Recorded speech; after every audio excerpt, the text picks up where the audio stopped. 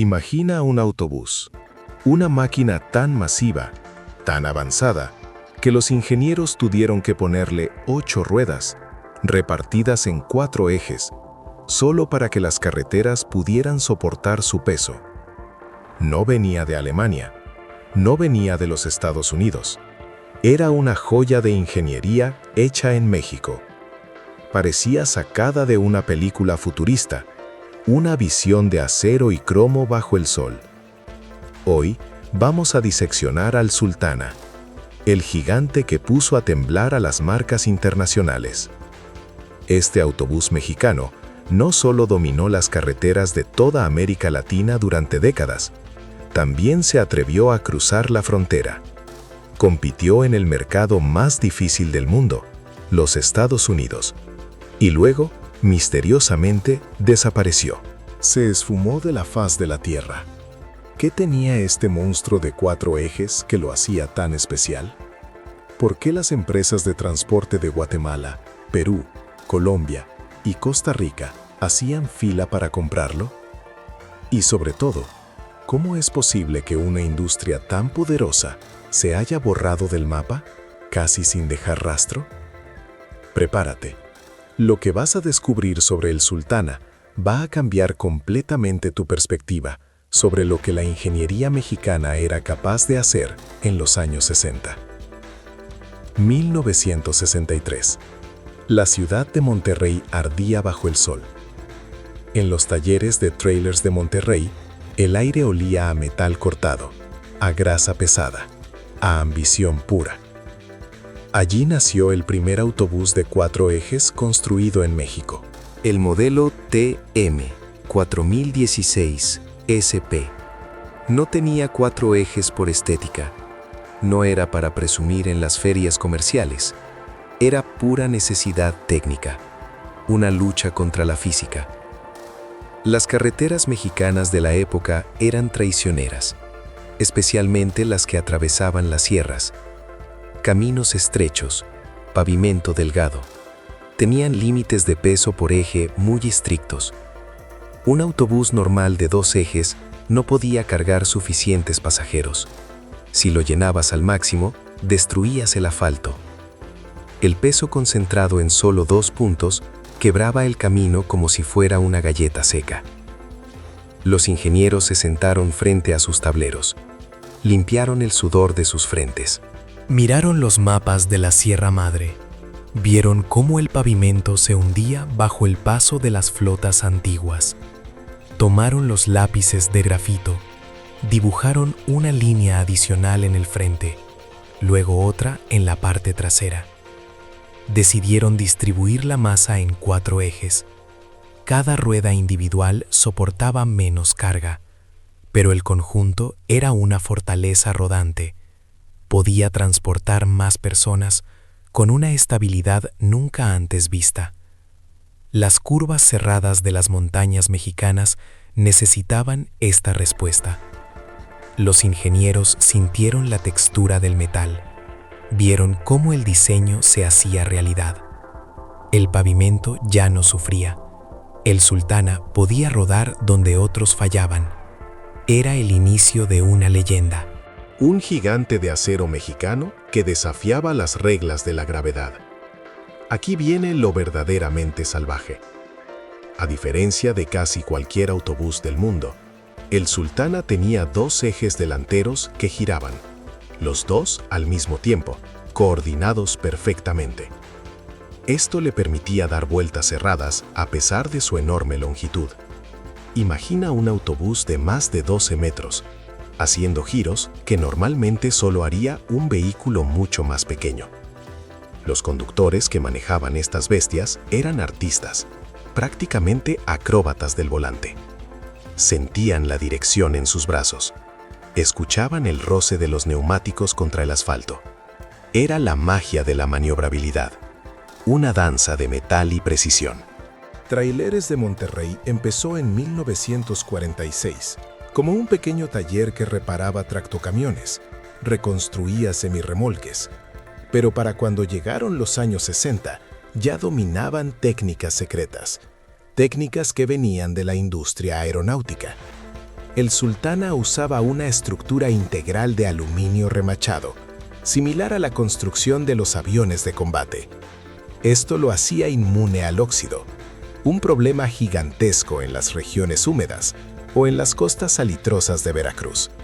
Mientras otros autobuses se oxidaban, se caían a pedazos por la corrosión, los Sultanas seguían brillando, rodando décadas después como si el tiempo no pasara por ellos. Era ingeniería para la eternidad. El diseño no era una casualidad. Era una declaración de guerra.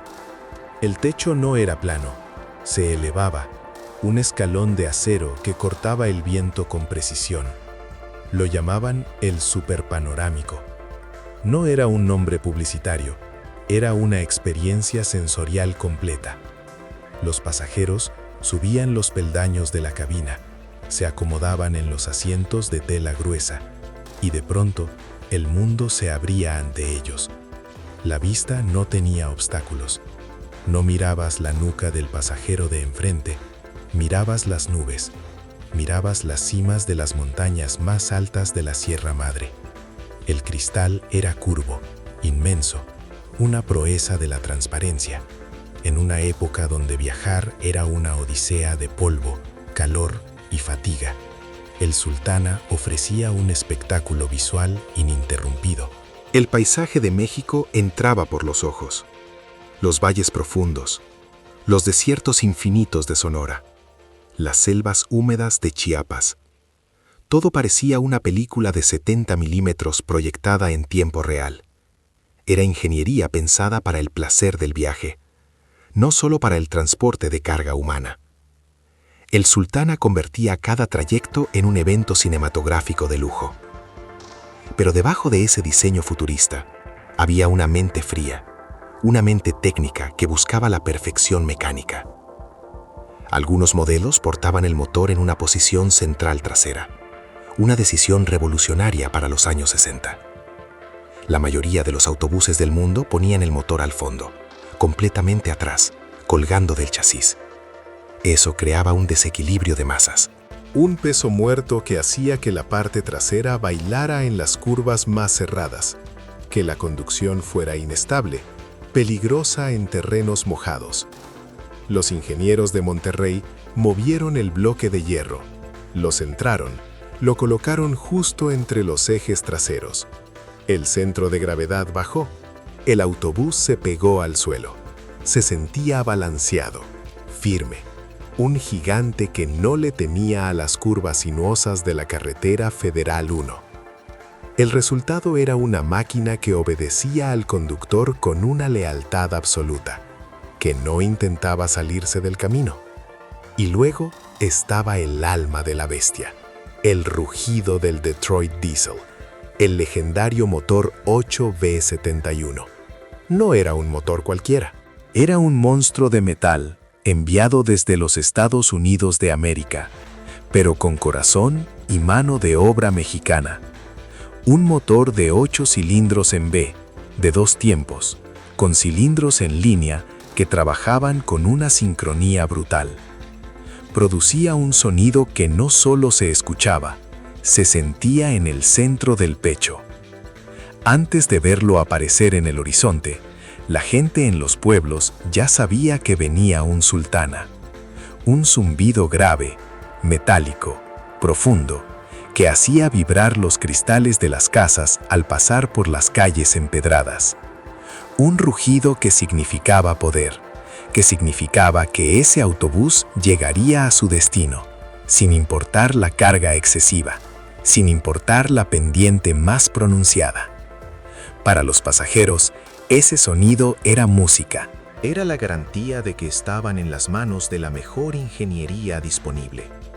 Mientras otros autobuses saltaban violentamente, mientras los muelles de acero golpeaban la columna de los viajeros en cada bache del camino, el Sultana hacía algo distinto, algo casi mágico. Flotaba, literalmente. Suspensión de aire, suspensión neumática.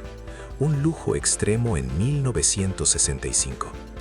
El aire comprimido en bolsas de caucho reforzado absorbía todo el castigo del camino.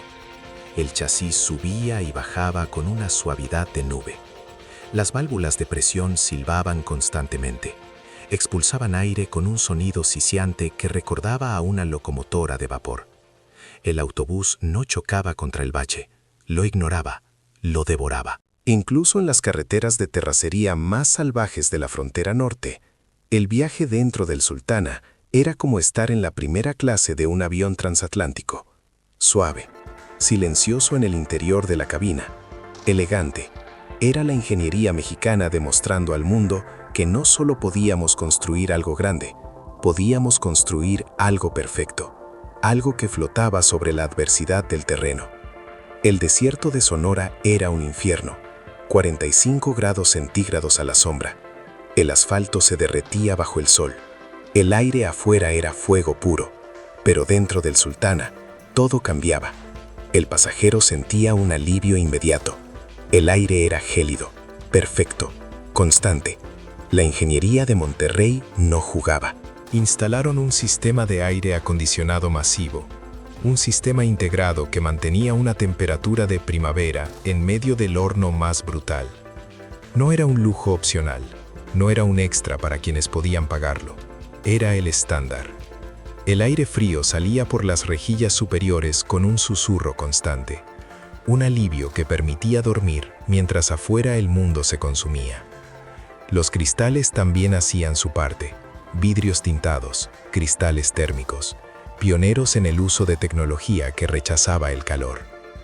Los pasajeros miraban el paisaje a través de un filtro ahumado que protegía la piel y la vista. Pequeños detalles, grandes triunfos de la ingeniería. Menos calor interior significaba que el compresor trabajaba menos esfuerzo. Más ahorro de combustible. Los ingenieros de trailers de Monterrey entendían el terreno. Sabían que su autobús iba a ser castigado por el sol latinoamericano y lo prepararon para la guerra térmica. Luego estaban las bodegas. Los maleteros eran cavernas de aluminio. Se decía en las terminales que podías meter un auto pequeño dentro de ellas.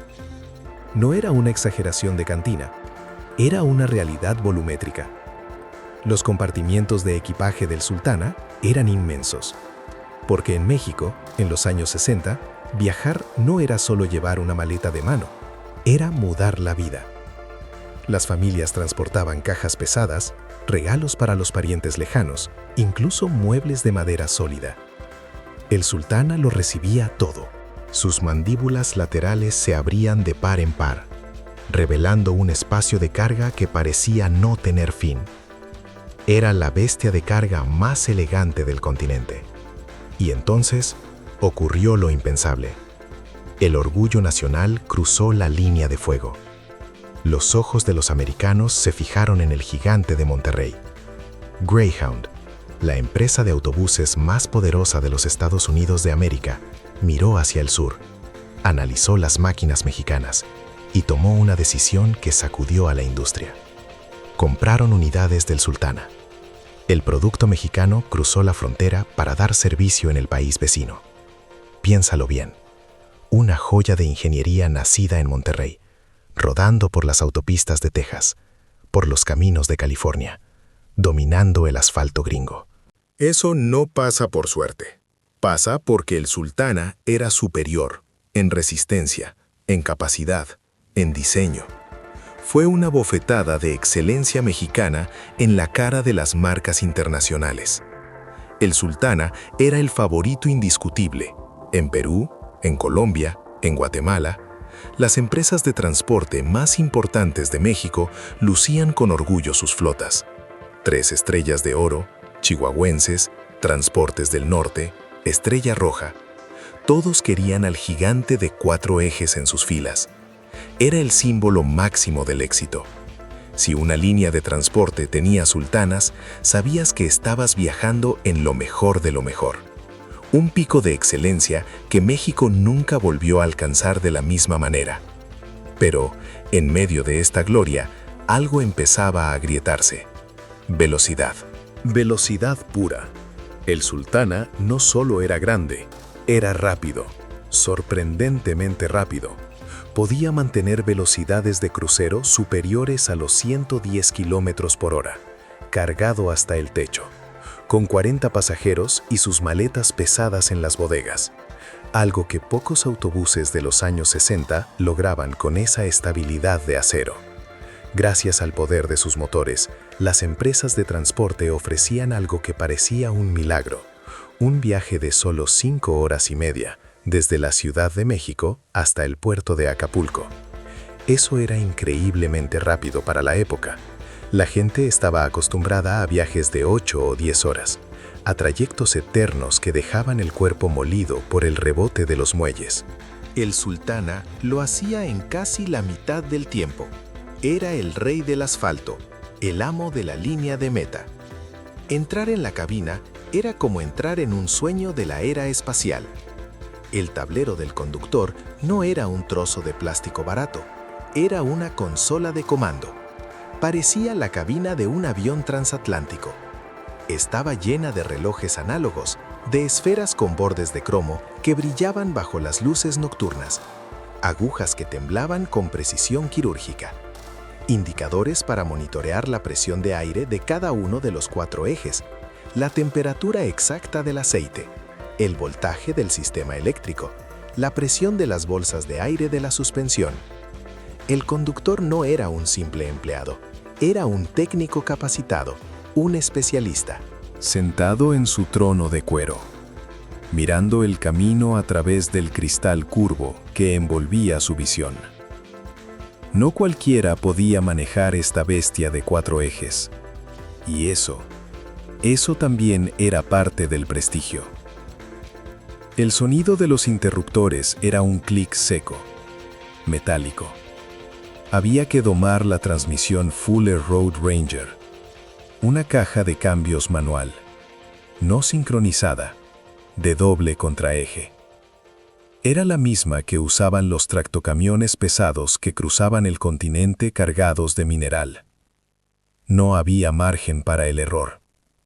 El conductor tenía que dominar el arte del doble embrague, el doble clocheo.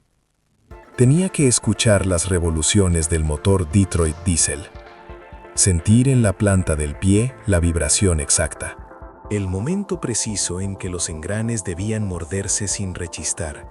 Si fallabas por un segundo, el sonido del metal chocando era un grito de dolor que asustaba a los pasajeros. Pero si lo hacías bien, si tus pies bailaban sobre los pedales con la armonía de un músico de conservatorio, el Sultana respondía con una potencia fluida, una aceleración que pegaba a los viajeros contra el respaldo de terciopelo. Era una máquina exigente, una obra maestra que demandaba respeto absoluto. Y los mecánicos, los hombres que vivían en las fosas bajo el chasis, también sentían esa presión. El olor a aceite caliente y aluminio impregnaba sus overoles. Tener 2 ejes direccionales delanteros era una maravilla de ingeniería en el camino, pero era una pesadilla logística en el taller. Un laberinto de brazos de dirección, de rótulas pesadas, de bujes que debían estar perfectamente alineados para no devorar los neumáticos. Si un solo brazo fallaba, si una pieza se desgastaba prematuramente por el castigo constante de las carreteras de montaña, el autobús de 12 metros se volvía una masa incontrolable. Los mecánicos necesitaban entrenamiento especializado, herramientas que no existían en cualquier taller de pueblo. El precio de la innovación era la complejidad extrema, y el costo de mantenimiento empezaba a subir, como una marea silenciosa que nadie quería ver venir. El Sultana era perfecto, pero su perfección era cara, muy cara. Los dueños de las líneas empezaban a sacar cuentas en sus libretas. El gigante tenía sed de mantenimiento. 1973. El aire en las oficinas de las grandes líneas de transporte cambió de temperatura. Se volvió gélido. El mundo entero estaba sufriendo una sacudida que nadie vio venir. El petróleo, ese líquido negro que alimentaba el progreso, dejó de ser barato. Se convirtió en un arma geopolítica, en fuego líquido. El motor Detroit Diesel 8V71 era una obra maestra de la potencia, pero era una bestia con una sed insaciable, una sed voraz. Los dueños de las flotas miraban con angustia la aguja del indicador de combustible en el tablero, la veían bajar, constante, implacable. Cada kilómetro recorrido en las subidas de la Sierra Madre costaba más pesos, muchos más pesos de los que el presupuesto permitía. El costo de alimentar al gigante empezó a devorar las utilidades.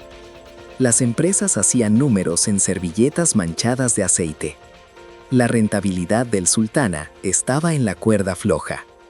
Pero el verdadero enemigo no se escondía en los cilindros de combustión interna. No era una cuestión de mecánica, era una cuestión de poder, de política. Diesel Nacional, DINA. Esas 4 letras pesaban como el plomo. Una empresa creada y protegida por el gobierno mexicano. Una entidad con el respaldo total del presupuesto público. Trailers de Monterrey era otra historia. Era capital privado. Era el sueño de un hombre nacido en el norte, hecho con sudor y riesgo propio. Fue una pelea desigual, injusta. Una lucha de David contra un Goliat que tenía todas las cartas marcadas bajo la mesa. El gobierno federal movió los hilos con frialdad. Puso las reglas del juego a favor de su propia creación estatal. Aranceles que asfixiaban la importación de piezas críticas para el Sultana. Contratos de exclusividad para las rutas federales más lucrativas. Subsidios millonarios que Trailers de Monterrey nunca recibió. Fue una puñalada técnica. Una zancadilla política que empezó a desgastar la moral en la fábrica de Monterrey. Los pasillos de la planta se sentían distintos.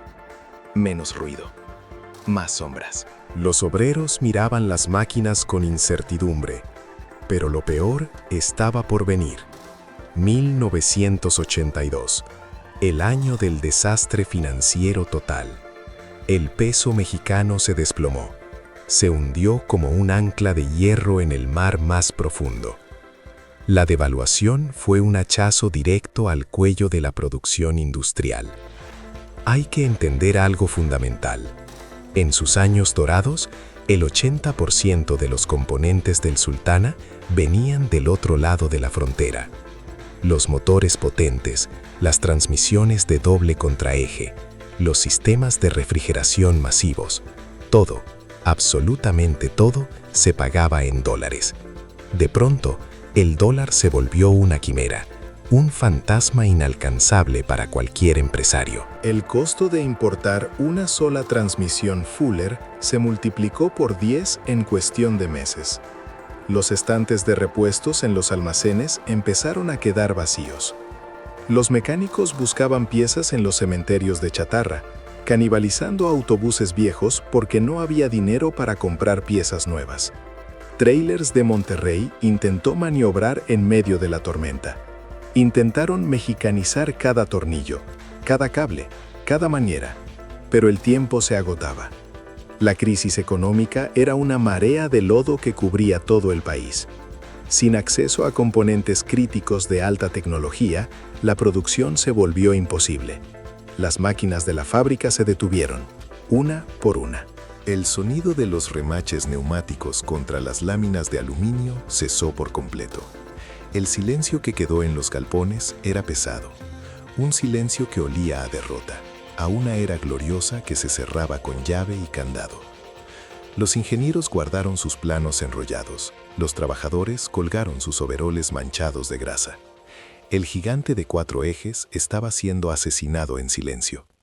No fue por falta de calidad, no fue por una falla de diseño, fue la economía y el favoritismo oficial lo que le dio el tiro de gracia. La joya de la corona de la ingeniería mexicana estaba a punto de perder su brillo, para siempre. Tras su retiro, los gigantes no murieron del todo. Su estructura de aluminio remachado, esa piel plateada que los hizo invencibles contra el óxido, se convirtió en su maldición final. Era demasiado difícil de desguazar, demasiado resistente para las prensas de chatarra comunes. El soplete apenas podía contra la aleación aeronáutica. Así nacieron los cementerios de gigantes. Hoy, todavía puedes verlos, en los ranchos de Nuevo León, en las llanuras de Chihuahua. Carcasas inmensas, despojadas de sus motores GM, sin sus transmisiones de doble contraeje, quedaron ahí, usadas como bodegas de grano, como talleres mecánicos improvisados, incluso como viviendas rurales. Hay familias que duermen dentro de lo que alguna vez fue el transporte más lujoso de América. El sol de la tarde golpea el aluminio. El brillo todavía está ahí. Debajo de la costra de tierra y el olvido, es un testimonio mudo, oxidado en sus partes de acero, pero eterno en su chasis integral. Una obra maestra incomprendida. Hoy es considerado el autobús más hermoso jamás fabricado en América Latina. Una prueba irrefutable. La ingeniería mexicana alcanzó la cima, mucho antes que el resto del mundo. El grupo industrial Ramírez fue pionero. Construyeron una industria desde cero, sin pedir permiso a nadie. Los coleccionistas ahora pagan fortunas por modelos a escala, por manuales de taller originales, por piezas de cromo que han sobrevivido al tiempo. Buscan los restos de un esplendor que México nunca volvió a alcanzar de la misma forma. El Sultana no fue solo un autobús, fue un símbolo de lo que podíamos lograr cuando la visión y la determinación se daban la mano con la técnica. Trailers de Monterrey, fundada por Gregorio Ramírez González, demostró que podíamos competir a nivel mundial y ganar en el terreno más difícil. Pero también es una historia de advertencia, una lección dolorosa. Una industria privada exitosa fue aplastada por el peso de una empresa estatal con ventajas injustas, por decisiones políticas que prefirieron el control sobre la excelencia técnica. Hoy, décadas después de que el último Sultana salió de la línea de producción, México importa la mayoría de sus autobuses. Compramos afuera lo que antes hacíamos mejor aquí, en nuestra propia tierra, con nuestras propias manos. El Sultana demostró nuestro potencial infinito. Su desaparición demostró nuestra fragilidad ante la mala administración económica. El rugido del motor Detroit Diesel se apagó en las carreteras federales, pero vive en la memoria de los conductores que todavía sienten la vibración en sus palmas, en los mecánicos que recuerdan con respeto la complejidad de sus 8 ruedas, en los pasajeros que alguna vez flotaron sobre el asfalto mexicano a 110 kilómetros por hora, sin sentir un solo bache. Ahora te pregunto a ti, ¿alguna vez viajaste en un Sultana? ¿Recuerdas ese sonido grave y profundo? ¿Esa sensación de estar en una máquina del futuro? Cuéntame tu historia en los comentarios. Cuéntame, ¿cuál fue tu viaje más largo en este coloso de 4 ejes? Porque mientras lo recordemos, mientras hablemos de su acero y su aluminio, el Sultana seguirá rodando en el gran asfalto de nuestra historia nacional.